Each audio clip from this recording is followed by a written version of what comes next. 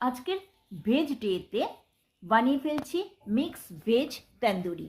বানানো যেমনই সহজ তেমনই হেলদি একটা আইটেম।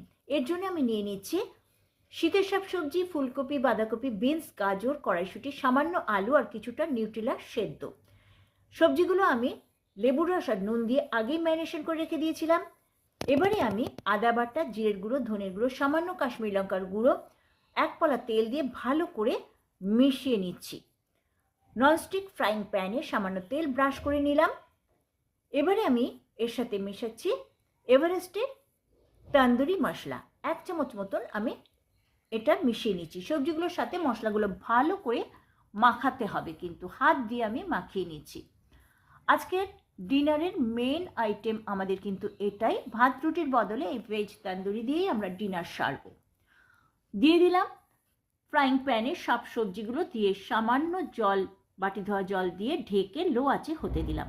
ততক্ষণে আমি ক্যাপসিকাম আর টমেটো কেটে তার মধ্যে গোলমরিচের গুঁড়ো মিশিয়ে নিলাম।